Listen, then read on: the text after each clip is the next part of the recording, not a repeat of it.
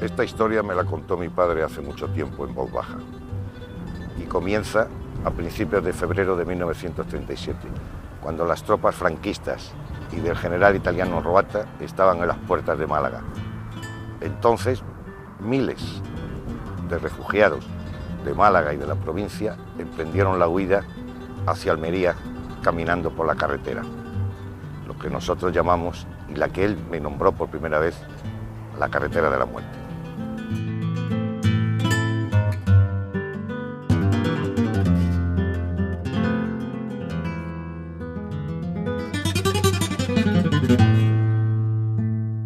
A mediados de enero de 1937, ya Queipo de Llano dio algunas órdenes de avanzar por el campo de Gibraltar y también desde la zona de Granada.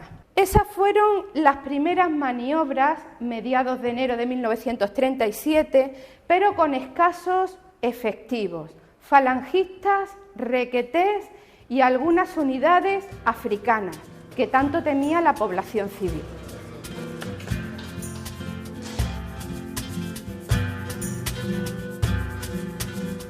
De aquí salimos de San Pedro y dice, uy, que se forma, que vienen los fascistas, venga, corre.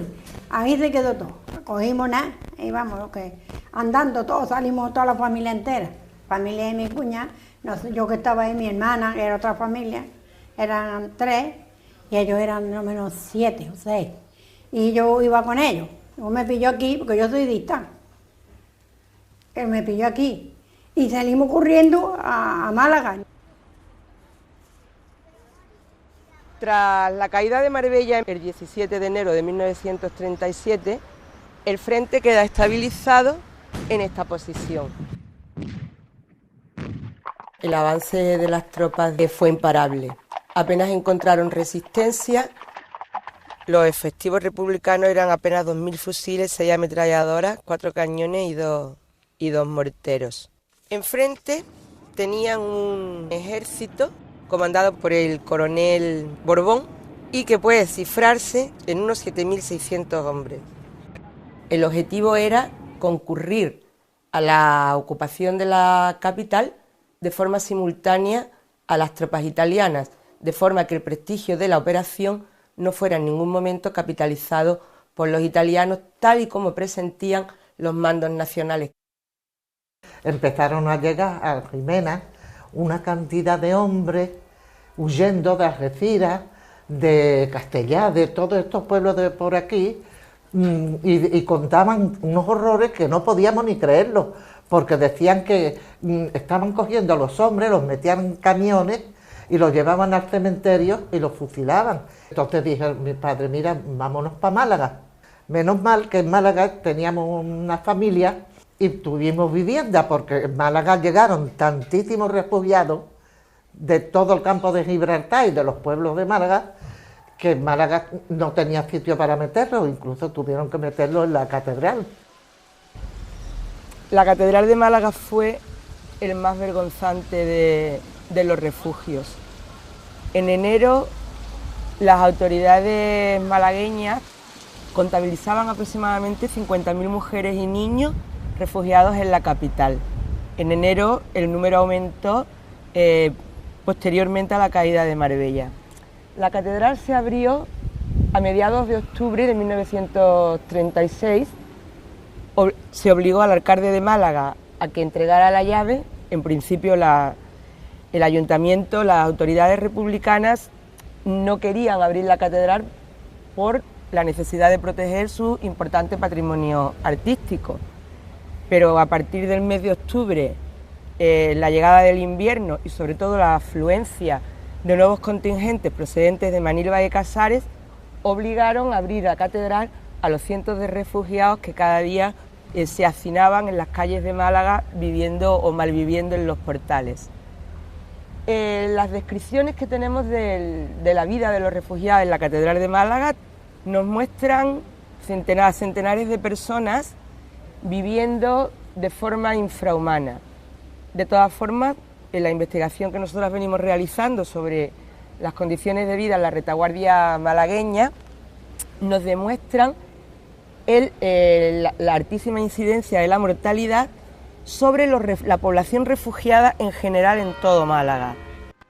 Las tropas italianas es la primera vez que participan infantería motorizada en una guerra convencional. Frente a eso y a la escasísima operatividad que tiene las fuerzas armadas, entre comillas, que es una mezcla de lo que ha quedado de la Guardia Civil, de la Guardia de Asalto, de la organización escasamente activa de los milicianos, la capacidad de resistencia es muy poca. Hay una llamada a la defensa, una llamada a establecer barricadas, a defenderse, pero resulta a todas luces insuficiente para hacer frente a las 30 o 40.000 soldados profesionales. Este buque, que es modelo de la Primera Guerra Mundial, este buque tenía que haber ido mucho para que los italianos no hubieran entrado como por tu casa aquí en Málaga. Málaga tiene una orografía extraordinaria para haber estado bien fortificado con buques como este.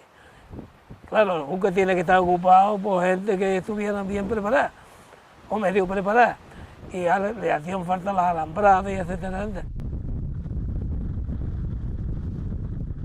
¿Cuál es su opinión sobre las milicias populares al comienzo de la Guerra Civil en Málaga? Como todo, hay que tener en cuenta que un ejército es una cosa muy compleja, y si moralmente se está en contra de, porque precisamente se ha sublevado contra la República, pues entonces hay una dificultad enorme en hacer un ejército, y hay que poner doble voluntad, porque aquí se crearon batallones y es como el que crea, como te diga, una comparsa.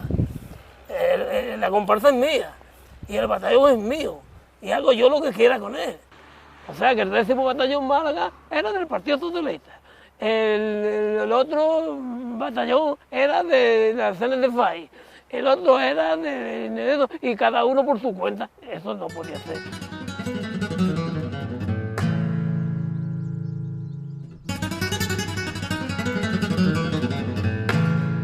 Cuando yo era chaval, pues veníamos aquí y esta trinchera parece ser que evacuaban, metían la munición, las trincheras estaban ahí que ya por el ganado y eso están completamente enterradas. Al frente había varias trincheras, aún se conoce, por encima del filo se conoce, que se ve bien todavía.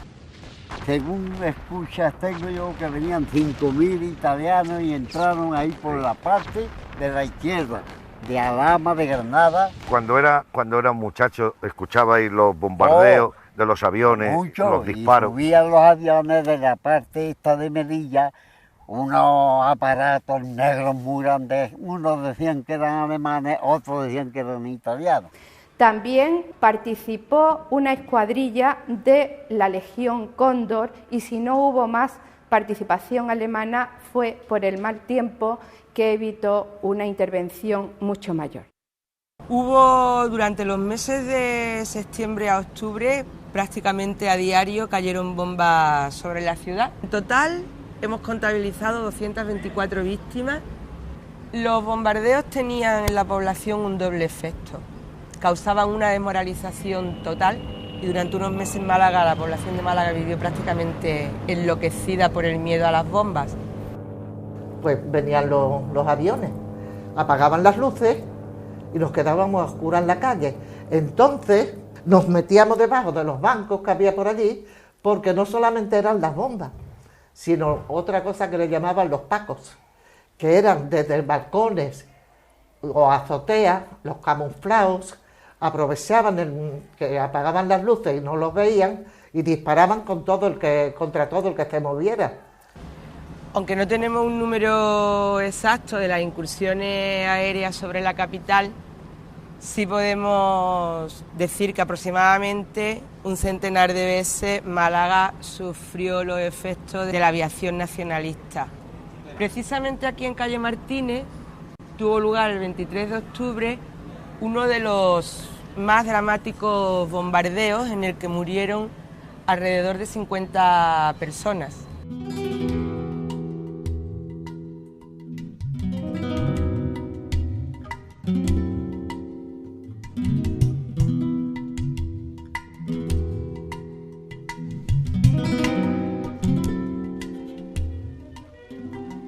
Próximos a Málaga, el hermoso pueblo de Torremolinos ha vuelto a recobrar su aspecto tranquilo. Mi padre murió en un accidente de tráfico. Yo ingresé en el internado municipal de Torremolinos. Yo entré con 7 años. Estábamos aquí en el internado y las tropas franquistas venían avanzando desde Marbella y Estepona hacia Málaga. Deciden evacuarnos y nos llevan a Nerja. Total, que estamos en Nerja esperando unos autobuses que tenían que venir a evacuarnos. Entonces se presenta la aviación y tuvimos que correr de allí porque era en el centro de Nerja. Y cuando regresamos al sitio donde estaban los autobuses, estaba todo quemado, hecho polvo, habían bombardeado aquello, las bombas habían caído allí, la ropa nuestra, en fin, todo destrozado. Entonces de los 70 niños, pues nos vimos allí 10 nada más, los demás, entre el caos que allí se formó y de gente, no lo volvimos a ver más. Los bombardeos eran constantes, esto era como una noche de tormenta, bum, bum, bum, bum, bum, bum, entre los aviones y los barcos. Y de vez en cuando, me acuerdo muy perfectamente, que a la llegada de Motril, ya estábamos cerca de Motril, pues se presentó una avioneta y se tiró a rastra casi encima de las cañas, ametrallando. Y yo, como no conocía, yo le decía a mi hermano, cuando ya salimos, que nos refugiamos en las cañas de azúcar, cuando yo salí yo le decía, mira Paco, había una pila de boquetillos en los planes de las cañas, dice, esto eran las balas. Claro, donde nos decían los camiones que pasaban, nos decían, aquí vais en la gloria, lo malo viene por detrás. Claro, detrás escuchaban bom, bom, bom, bom, bom, bom, bom. Ese era el sonido de los 3 días que estuvimos en la carretera, hasta llegar andando a Almería. Empezamos a andar, pues así llegamos hasta Almería. En el camino comíamos caña de azúcar y alguna haba. Nosotros echamos una semana, porque nos cansábamos, éramos niños, unos mayores, otros éramos niños de 10 a 12 años, 13 años. Total, que íbamos y nos andamos 20 kilómetros, por ejemplo, 20, y ya pues, nos tendíamos en la cuneta a dormir, que ya no podíamos más. Y ya te digo, el terror era enorme, las escuadras bombardeando por la costa, los aviones bombardeando a baja altura y ametrallando las carreteras. La cantidad de muertos era espantosa, de gente muerta en las carreteras, mujeres con niños pequeñitos dándole de mamá pegadas a las cunetas, los niños moribundos, las madres llorando porque iban la madre con los niños nada más, el padre a lo mejor iba por otro sitio con las milicias o con, en fin. Y total que era un caos, aquello fue un caos, un desastre. La cantidad de gente, vamos, yo de eso no se me olvida en la vida, la cantidad de gente que se habían muerto por donde quiera, que se iban dando.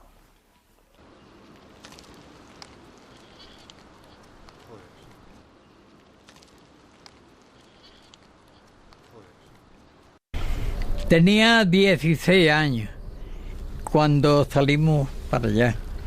Éramos 12, 6 nosotros y 6 un hermano de mi madre, que era mi tío, que tenía la misma familia que nosotros. Y a mediados de noche vimos que la gente empezaron a salir, ya estaban saliendo desde el día antes. Los que refugiados se iban antes y los que vivíamos en Málaga nos quedamos un poco retrasados. Y cuando vimos que ya la gente iba, y nosotros entonces, toda la familia, llevábamos las mantas, que era lo más preciso, la manta, algo de comida y algunas cosas muy pocas. En los primeros días del mes de febrero del corriente año, las tropas del general Queipo de Llano reconquistaban para España la ciudad de Málaga.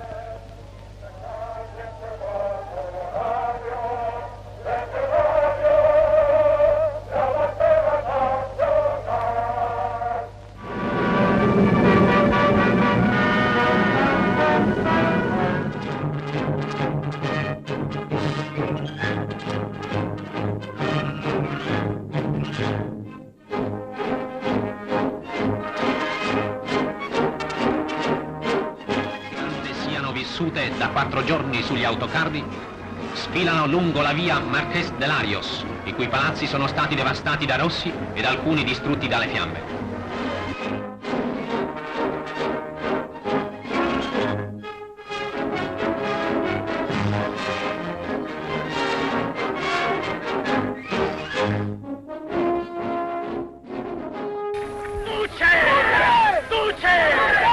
¡Viva Italia! ¡Viva el rey emperador! ¡Viva Mussolini! ¡Franco!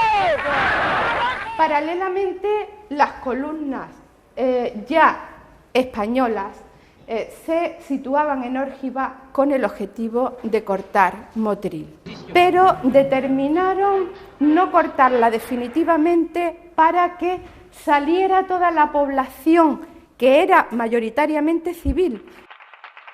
Las columnas del moderno ejército italiano avanzan rápidamente sobre Málaga. En las puertas de la ciudad aguardan a las tropas franquistas del coronel Borbón. Los primeros en huir serán los más de 90.000 refugiados que abarrotan la ciudad. Luego lo harán los malagueños.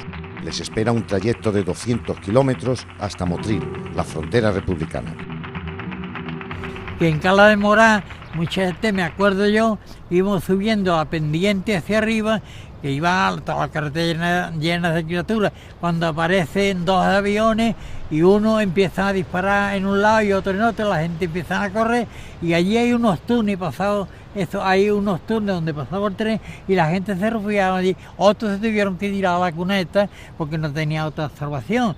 Hasta que pasamos de Torremán nos empezaron los grandes bombardeos, que venían 3 aviones, que venían 2 o 3 barcos, que no sé cuál sería Canarias y Baleares. El Balear y el Canarias. Sí, que eran los que estaban allí. Y estos disparaban a bocajarro porque se ponía muy cerca, como nadie le estorbaba, pues se ponía muy cerca y desde luego fue cuando ocurre ese accidente de la alcantarilla, donde aquello estaba atestado de criaturas. Y qué desgracia que entra un obús por la alcantarilla de los muchos que tiraron. Y allí había un masacre enorme, porque mi padre bajaba un poquito de la carretera abajo y yo bajé con él y mi padre me dice, no, quédate ahí, pero a cosa de los críos, yo quería verlo. Y mira, aquello era, vamos, un masacre de criaturas. Y las paredes de la alcantarilla, a la explosión, se desconchó todo lo que estaba más débil y había, allí no había que trapo, escombros y cosas, allí era de tanta criatura que había. Yo eso no lo podía contar antes porque estaba llorando, ahora porque ya me han tratado y puedo contarlo.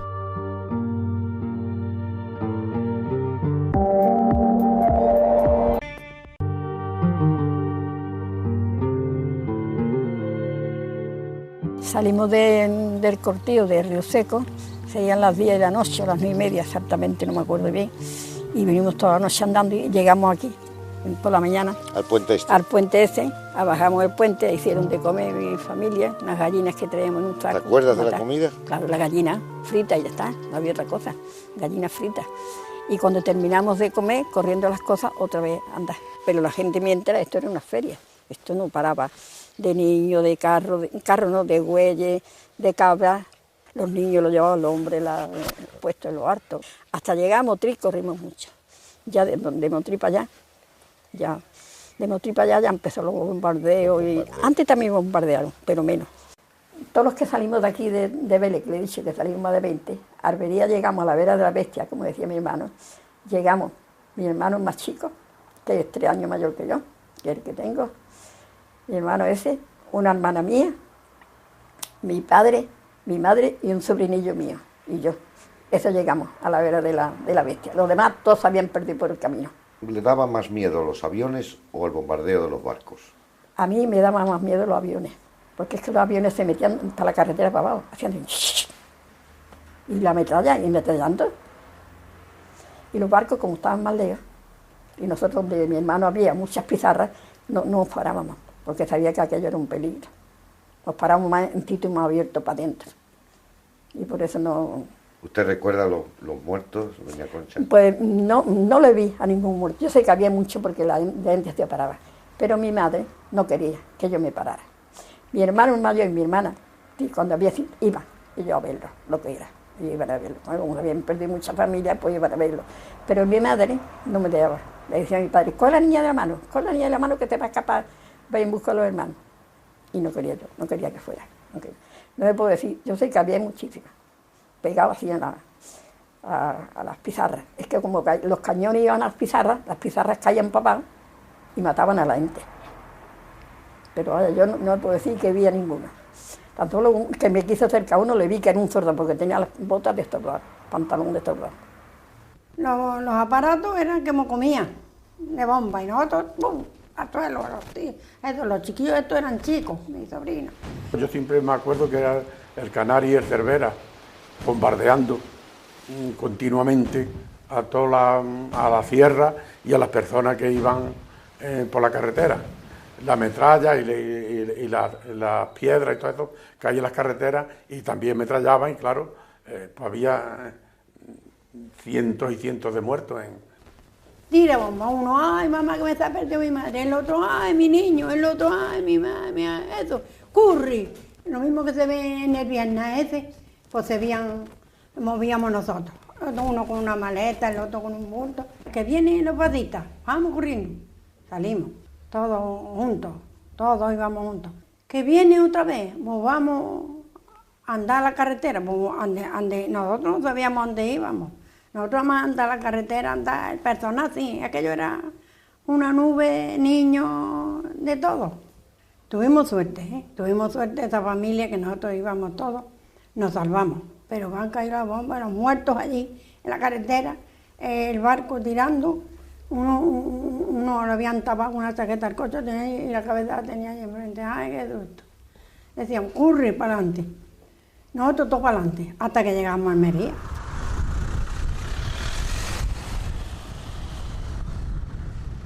Lo primero que venía eran los barcos a cañonear por la mañana y inmediatamente después los aviones. De los aviones, para librarnos las cunetas de la carretera, nos tirábamos al suelo y pidiendo que la bomba no cayera muy cerca, era la única salvación. Y luego venían otros y nos ametrallaban también. Así que cuando emprendíamos la marcha, figúrese cómo estaba, donde habían caído las bombas, cómo estaba la carretera. Allí estaban los muertos, allí estaban los heridos y allí se quedaban, porque quién los iba a recoger ni quién los iba a enterrar, si todos estábamos queriéndonos quitar de la carretera lo más pronto posible. Y entonces la única forma de saber si íbamos al lado era llamándonos. Y yo, mamá, papá, vamos aquí, hija. Yo les decía, vamos a descansar un poquito que no puedo más, porque mis pies ya no me sostenían. Los tenían llenos de llagas que se me habían reventado, ensangrentados. Era un suplicio. Cada paso que daba era para dar gritos de dolor. Y mis padres, mira hija, ahora es cuando podemos andar, que no nos bombardean. Vamos a andar un poquito más. Una de las veces te conoce que me distraje y cuando los llamé no me contestaron. Grité más fuerte y tampoco.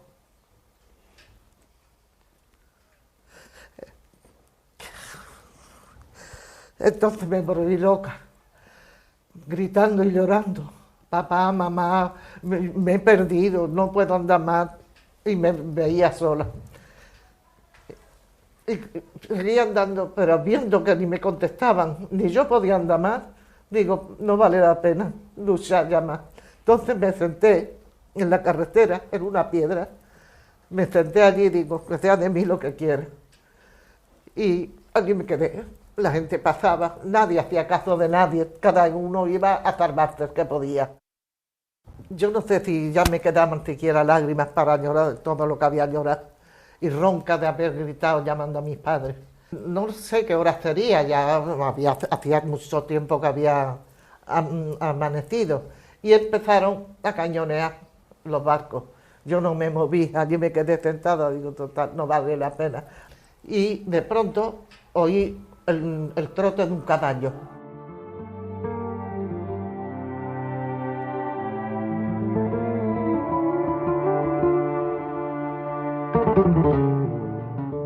Yo me abracé a las piernas, metí la cara entre las rodillas, queriendo desaparecer bajo tierra, esperando que me ametrallaran. Y llegó el caballo delante de mí y se para. Y yo así encogida. Y entonces oigo una voz que me dice, pero chiquilla, ¿qué haces aquí sola? Digo, entonces al oír aquella voz un poco amistosa, la encontré, levanté la cabeza y era un soldado de los nuestros. Le dije, llorando como una magdalena, le dije, que me he perdido de mis padres, tengo los pies llenos de llagas y no puedo andar más. Dice, pues anda, súbete al caballo pronto y vámonos pronto, que no está muy lejos. Entonces él me ayudó a subir al caballo, arrancó al trote y trotamos hacia la vida.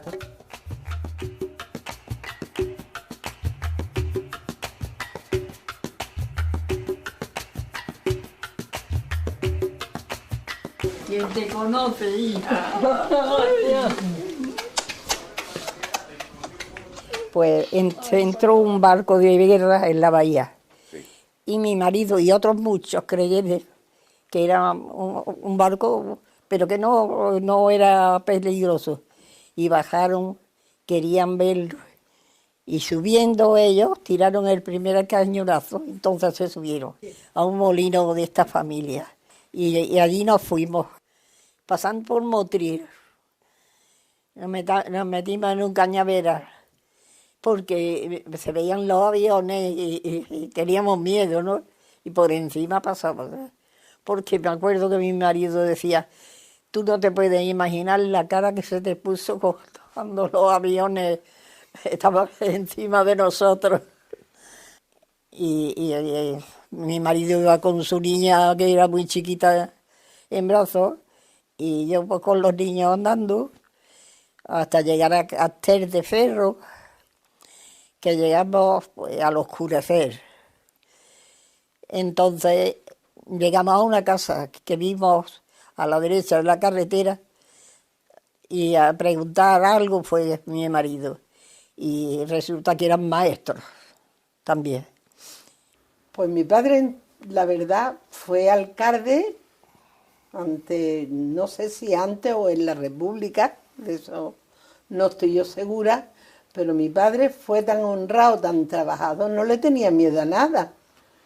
Pero claro, como no se sabía, estábamos en un sitio peligroso, en una carretera, donde pasaba mucha gente, muchos coches, de muchos sitios, se metían, y allí había mis cuñadas con los niños recién nacidos, con esta familia de doña Nicolasa, y con todo, pues mi padre tenía temor y se quitó de la carretera.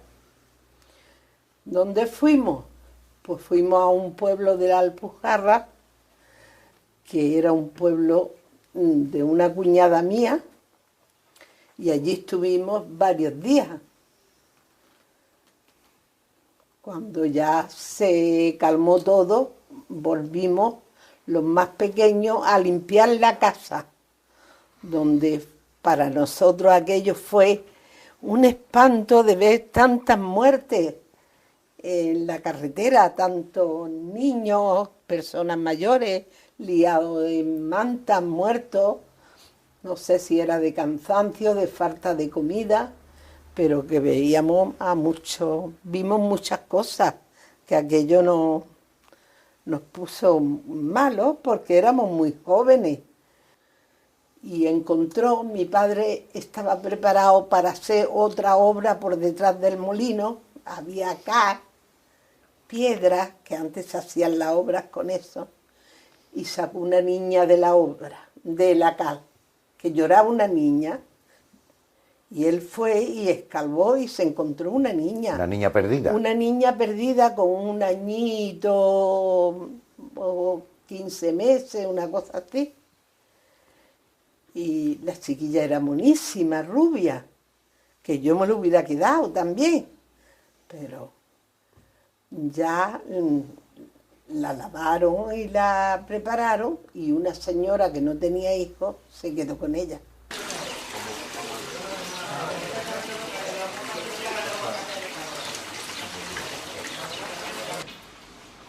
¿Usted se acuerda, Juan, cuántos salieron de la Viñuela?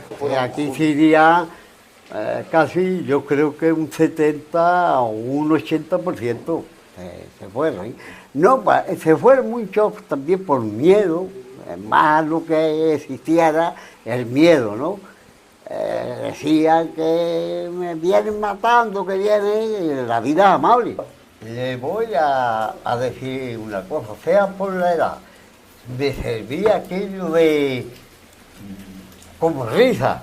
Cuando empezaban a tirar los cañonazos, ¿usted se reía? Yo me levantaba, ¿no? Es que mi tío me cogía y me aplastaba contra la tierra y yo me levantaba porque me gustaba aquello. Para verlo, para ver. Sí, pegaban enfrente y se veían las explosiones, tiraban a la carretera, nosotros en las cañas dulces. Pero yo intentaba de salirme y muchas veces mi tío me tenía cogido porque es que me gustaba aquello. Cosas de chiquillos, sí, claro. Sí, claro, me gustaba. Y los aviones sí eran peligrosos, porque los aviones que venían muy bajos, ¿sabes? Y venían y sonaban en la hoja de las calles, y eran, yo no tenía entonces todavía, y decía, están tirando hasta granujas con las ametralladoras, decía mi tío.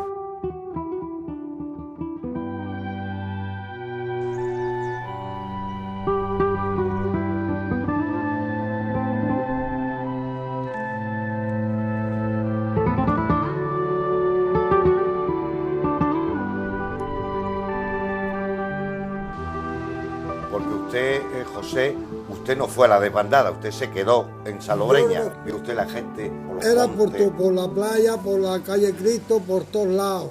Iban las criaturas locas perdidas, no sabían ni dónde iban las criaturas. Aquello era pena, porque aquello se veían las criaturas tiradas por donde quiera. Y en el camino del Perá había ahí una pila de árboles, de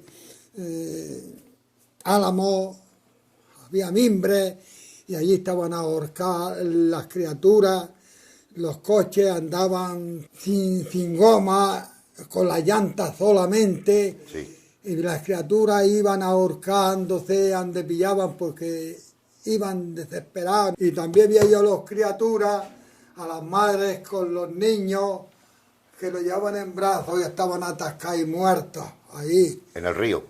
No, fuera del río, porque el río partió por debajo de la mercochera. Entonces todo eso se quedó todo debajo de fango. Y era tanta que te da de altura de fango lo que había, que el que entraba ya no podía salir, se quedaba ya ahogado.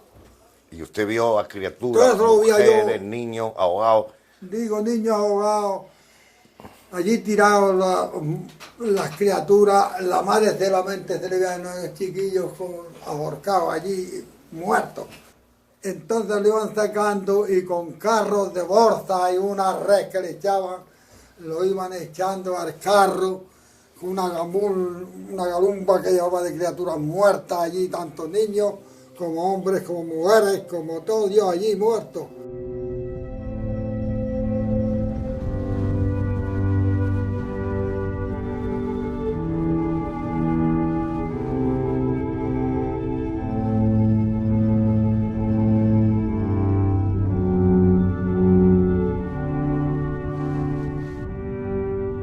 Había una curva y se veía el pueblo de Salobreña, se veía al fondo de la cuesta, y al llegar allí a lo alto había una curva así muy grande, y de momento aparecían los italianos allí disparando.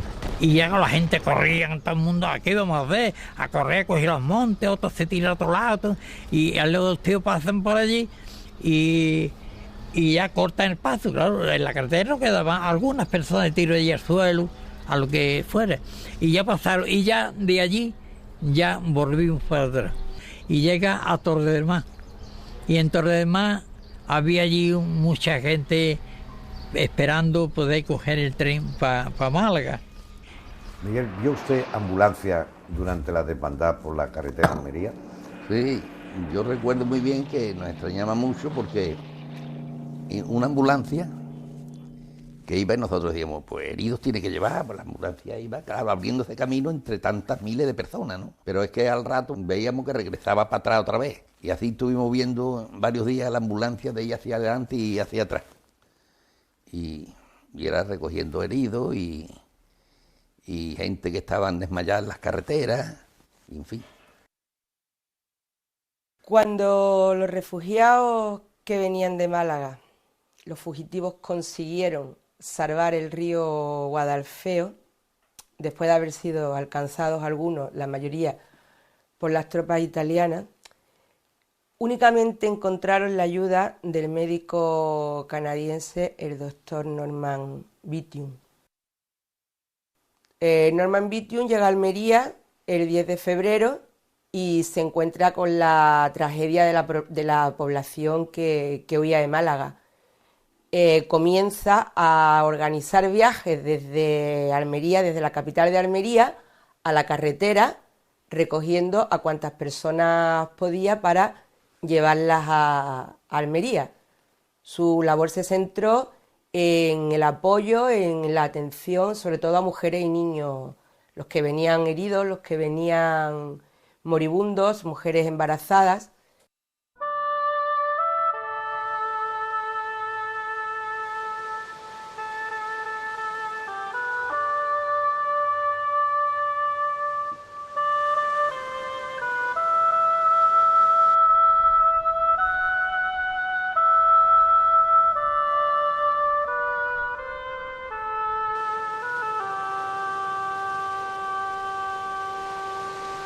Llegamos a Almería, allí estaba mi hermano el mayor, como ya le he dicho, y ya tenía una casa. Estuvimos allí un día y una noche, en Almería. Y Almería bombardearon mucho también Almería. En Almería también hubo un bombardeo aquella noche. Y además los fascistas, digamos así, por las ventanas, cuando veían de pasar mucho así refugiados, le tiraban tiros y los mataban. La mayoría de las familias empiezan a llegar a Almería a partir del 10-11 de febrero. Vemos que hay numerosísimos niños, que la mayoría de la población son mujeres, ancianos, puesto que los varones en edad de luchar estaban en el frente, y la mayoría de estas personas eran analfabetas, no estaban sindicadas, no pertenecían a partidos políticos, aunque fueran o aunque temieran a lo que entonces se consideraba el fascismo, pero no eran realmente militantes de partidos políticos. ¿Puede dar usted una cifra, aunque sea aproximada, de las víctimas de la carretera de la muerte? Hay testimonios que hablan de cientos, hay testimonios que hablan de miles. Es difícil conjugar si un mismo muerto lo vieron 3 o lo vieron 5, y esas son cifras de personas muertas y desaparecidas a las que nunca llegaremos realmente. Cuando llega esa avalancha de personas a Almería, la ciudad se encuentra totalmente desbordada. Aunque habían previsto la llegada de varios miles de personas, no consideraron que podía llegar esa cantidad, que algunos han cifrado en 120.000 o incluso 150.000 personas. Las autoridades de Almería prefirieron dar salida a esa población de la forma más rápidamente posible, facilitando a través de autobuses, sobre todo trenes, incluso barcos, a los que los malagueños fueron más reticentes porque habían visto los bombardeos en el puerto. Y entonces nos dijeron que habían puesto un barco para evacuarnos. Pues vámonos al puerto a ver si es verdad. Fuimos al puerto y efectivamente habían puesto un barco enorme. y nos pusimos la cola para meternos en el barco que decían que iba a Barcelona, a Cataluña.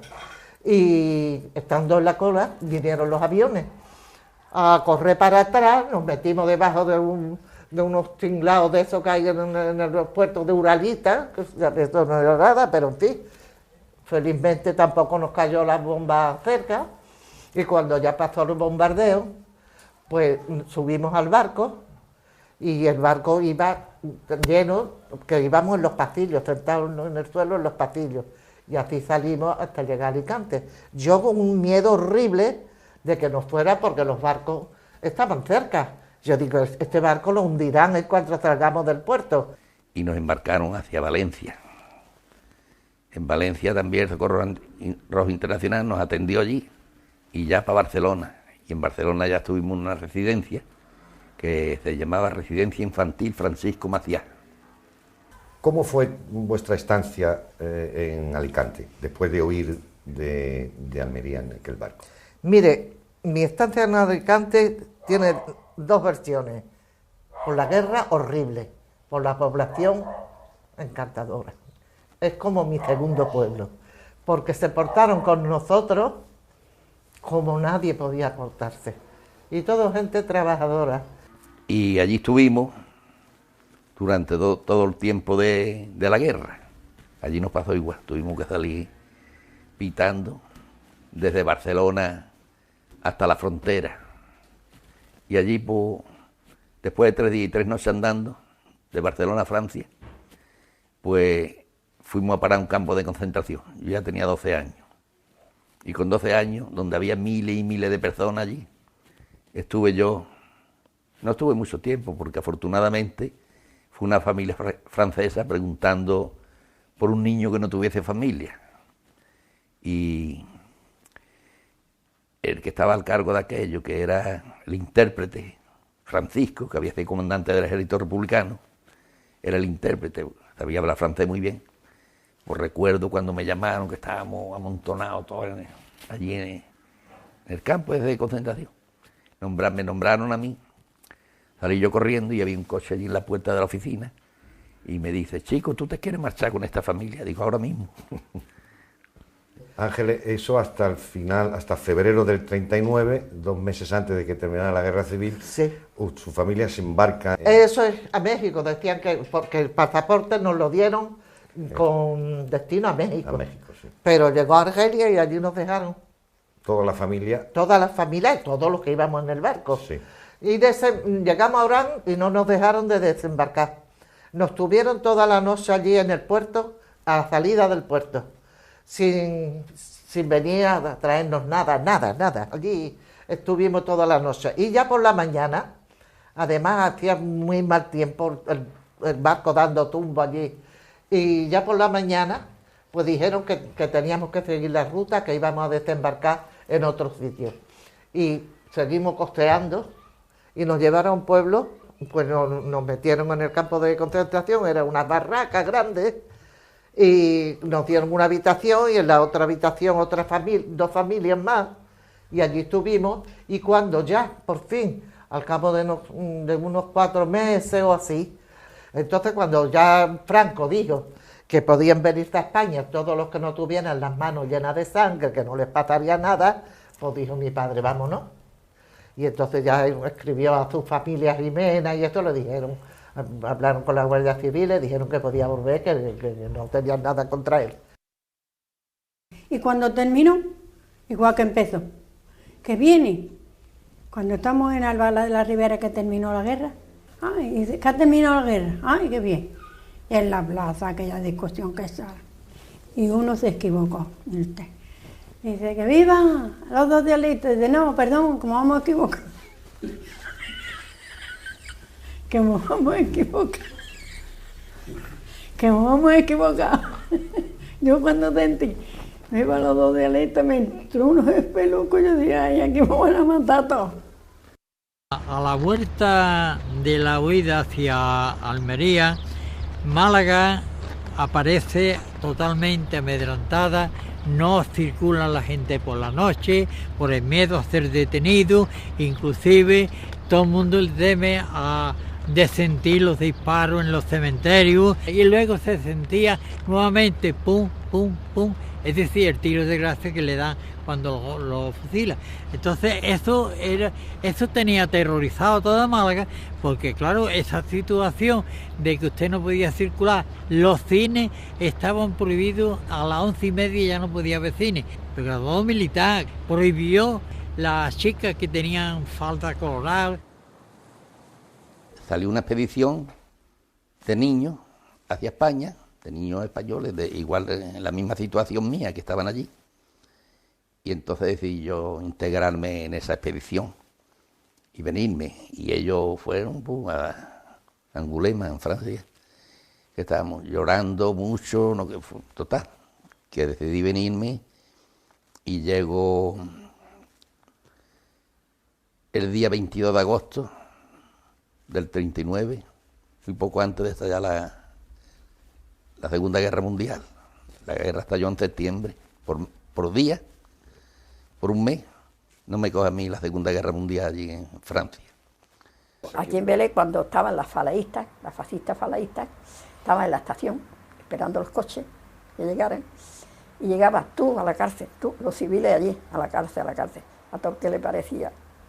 Mi hermano, porque no llegó con nosotros, ellos llegaron aparte, pero familia iban casi todos a la cárcel.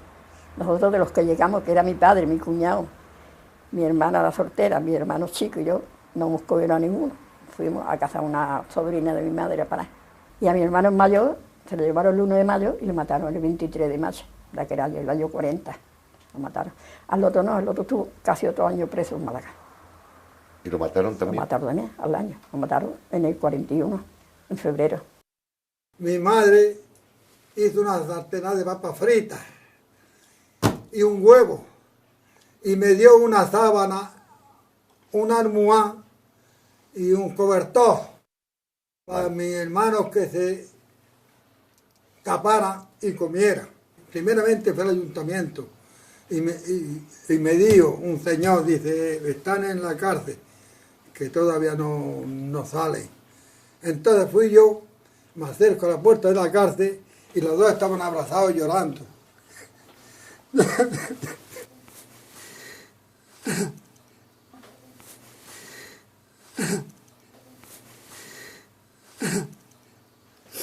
Le doy el cesto y digo, toma chacho, comer.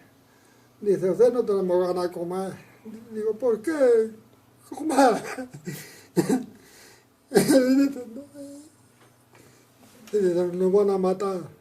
Chacho, ¿por qué nos van a matar? Y dice, pues no lo sé. Entonces nos sentamos en el escalón, no, adentro de la casa, sentimos tiros en el cementerio. Mi madre dijo, José, ha habido tiros en el cementerio, ¿qué ha pasado? Y de flaquita.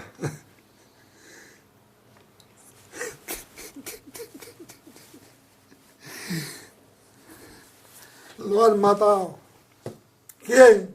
Fulano y fulano. Las dos personas que estuvieron en mi casa los fusilaron ellos mismos.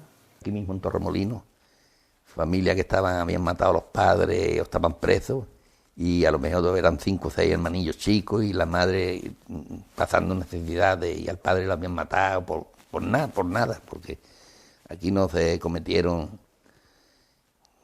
ya he dicho que aquí fusilaron en Torremolinos, mataron 2, y se hablaba de que no eran gente del pueblo, que eran de patrullas que venían de... Y sin embargo hicieron una carnicería, mataron una cantidad de gente enorme. Aquello fue, a Torremolinos duró mucho de que se olvidara aquella tragedia tan grande. Y entonces mi madre salió a la calle. Criminales, ¿qué vais hecho con mis hijos? Que los habéis matado sin motivo, con la angustia que he tenido para criar mis hijos, que los he criado sin padre. Vino Fresquito, el municipal, con el maestro Juan, la sentaron en mitad de la calle y la pelaron al cero, le dieron la cabeza más blanca que el color de un chiquillo. Y a mi hermana Carmen, que tenía 17 años, querían abusar de ella también. Y también la pelaron también a mi hermana Carmen. Pelaron a mi madre y a mi hermana. Y encima querían a mi hermana abusar de ella también. Y no abusaron porque ellos me eché encima de ellos a comérmelo, porque me acuerdo muy bien. Y bastante me pegaron por eso. Mi madre porque dijo criminales, ¿qué había hecho con mis hijos? Entonces la agarraron y la llevaron presa. Y la metieron en la cárcel de Granada. ¿Cuántos años tuvo en la cárcel su madre? Pues estuvo casi los 11 años.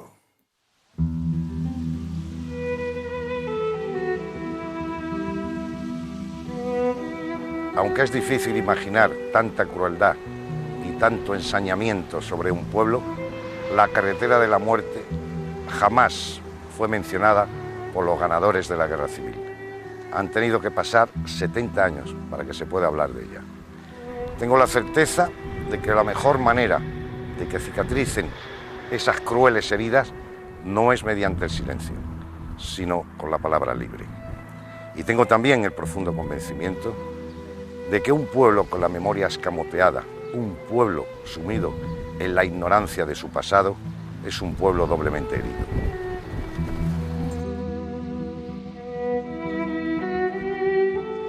Y que estoy muy contenta, muy feliz, porque se llega a saber el crimen que hubo en la carretera, que lo sepa toda España, que hasta ahora ha estado callado. Muy bien.